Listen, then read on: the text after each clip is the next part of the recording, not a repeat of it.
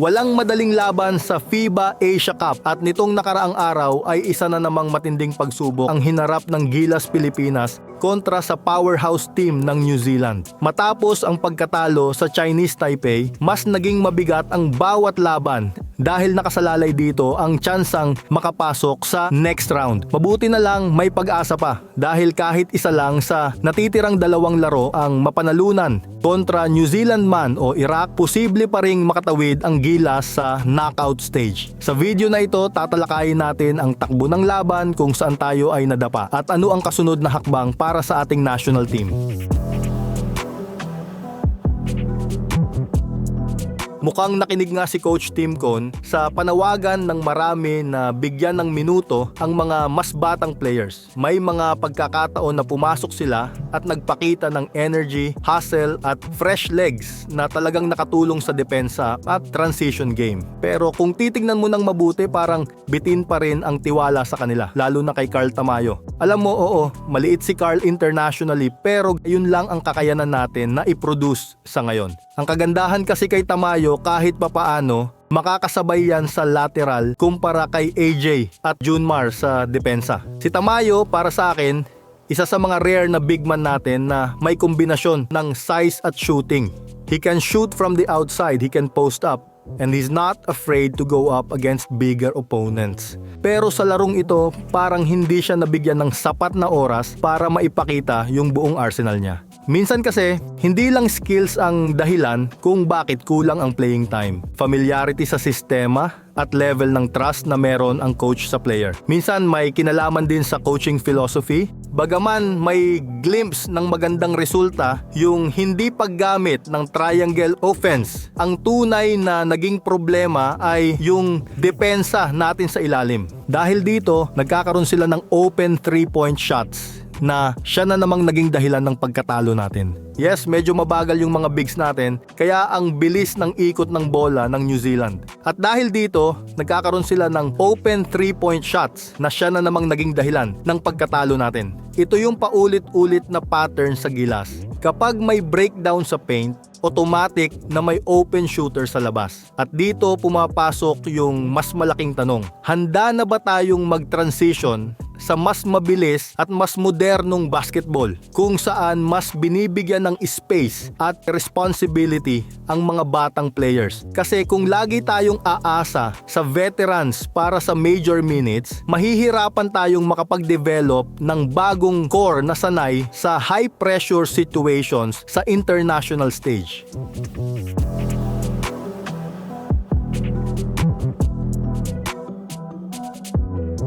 Kung babalikan natin ang simula ng laban, halata agad na mabagal at mabigat ang galaw ng opensa ng Gilas. Isa sa pinakakitang-kita ay ang role ni Chris Newsome.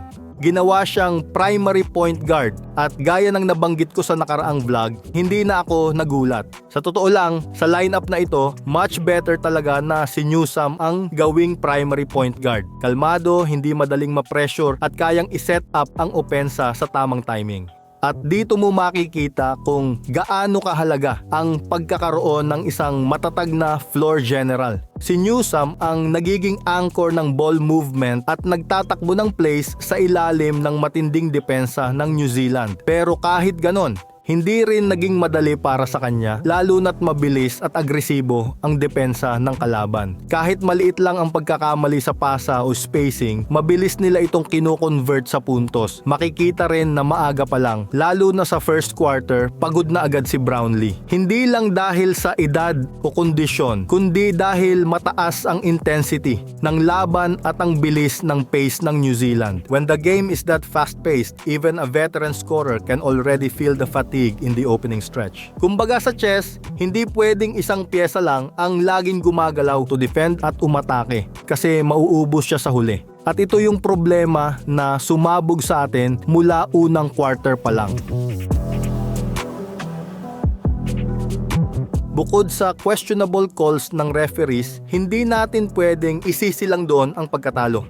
May mga pagkakataon na sabay-sabay napapagod ang core players at yung mga pumapasok na fresh legs kulang sa oras para makahanap ng rhythm. Sa international basketball, crucial ang rotation. Isang maling combination ng players sa court, pwedeng magbago agad ang momentum ng laro. Dagdag pa dyan, halata rin ang kakulangan natin sa ensayo at tune-up games. Isipin mo ang New Zealand, ilang beses na silang naglaro abroad bago pa pumasok sa tournament na to. Hindi lang basta laro, quality tune-ups pa. Tinalo pa nila kamakailan ang Brazil sa isang exhibition game. Kaya pagdating sa actual match, sanay na sila sa physicality, bilis at intensity ng high-level competition. Sa atin naman parang, for us, it felt like we were still chasing adjustments in the middle of the game. At dito rin lumalabas yung isa sa pinakamalaking butas sa lineup natin, ang pagkawala ni Kai Sotto. Simula nang ma-injury si Kai noong Enero, wala pa tayong naipanalo sa mga malalaking laban. Bakit? Kasi si Kai lang ang meron tayong legit na rim protector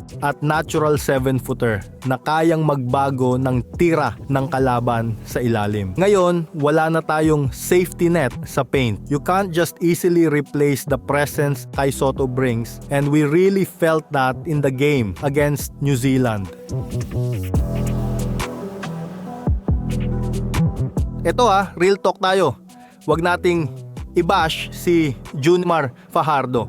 Alam natin lahat yung limitasyon niya sa drop coverage at minsan nakakainis tingnan kapag mabilis na nakaka-shoot ng tres yung kalaban dahil hindi agad siya nakakalabas sa perimeter o di kaya naman ay nakaka-easy layup ang kalaban. Pero bago mo siya sisihin, tanungin mo muna yung sarili mo. Kung tatanggalin mo si Junmar, sino ipapalit natin na kasing laki, kasing tangkad, at may ganong physical presence sa ilalim? Kailangan nating tanggapin ang realidad. Sa basketball, lalo na sa international level, kulang tayo sa natural big men na may height at body frame para lumaban sa mga higante ng ibang bansa. Si Junmar, kahit may injuries at hindi na kasing bilis ng dati, dala pa rin niya yung rare combination ng size, skill, at experience na wala tayong kapalit sa ngayon. He's not a perfect defender but he contributes a lot in rebounding, occupying space in the paint, and providing physical matchup against import caliber bigs. Walang masama sa talo kung mas magaling yung nakalaban basta natututo tayo at nag-a-adjust. Ang masama ay yung mabilis tayong mang-down ng sarili nating player na ilang taon nang nagsasakripisyo para sa national team. Kung sisisihin natin si Junmar sa bawat pagkatalo, para na rin nating sinasabi na dapat wala na siyang halaga sa team. At para sa akin, malaking insulto yon sa isang manlalaro na halos buong prime niya ibinigay para sa bayan.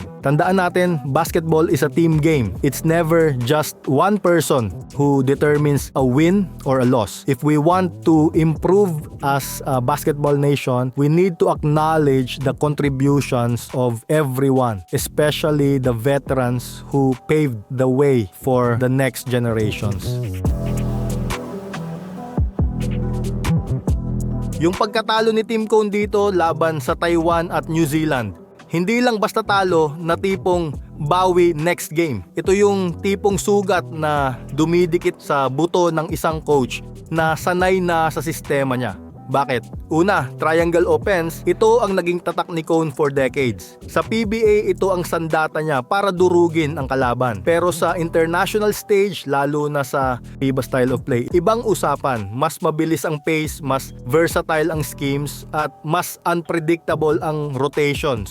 Ang masakit dito, hindi lang na-expose yung triangle. Binasag pa niya to sa kalagitnaan ng laban. Ibig sabihin, sa gitna ng giyera, tinapon niya yung sandatang pinagkakatiwalaan niya buong career niya. At para sa isang coach na ganito ka-veterano, malaking pride pill yan dahil nakita niya mismo na hindi na sapat. Nasa harap niya yung realidad. Ang kalaban, fluid ang ball movement, mabilis mag-switch sa depensa at walang takot mag-adjust sa bawat possession. Samantalang sa triangle, pag hindi pumasok yung unang opsyon, hirap agad mag-reset ang opensa. At doon pumapasok yung sagad sa buto na realization. Na sa FIBA level, hindi sapat ang mastery mo sa isang sistema kung hindi ka flexible. Na minsan, kailangan mong kalabanin hindi lang yung opponent, kundi pati yung sarili mong coaching identity. Na yung decades-long playbook mo, pwedeng maging museum piece kung hindi mo i-upgrade. Para kay Cone, hindi lang ito talo, sa scoreboard.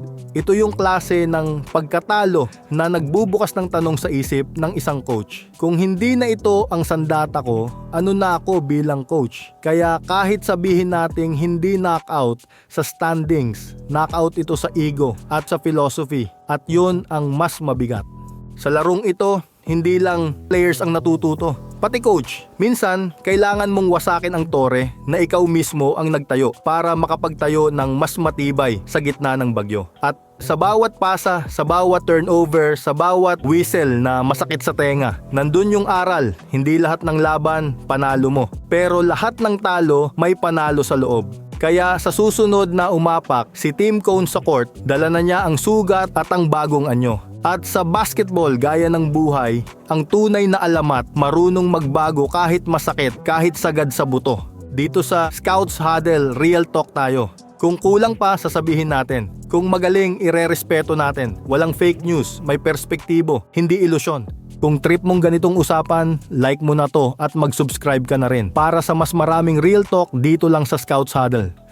Shout out to Rock and Ball, Newbie Bowler, Mario Matienzo, Rush Daily, Jay Beltran, Ka-Farmers Channel, Basketball Universe PH, Cos, Ilustrado Filipino, Ruben, James Comising.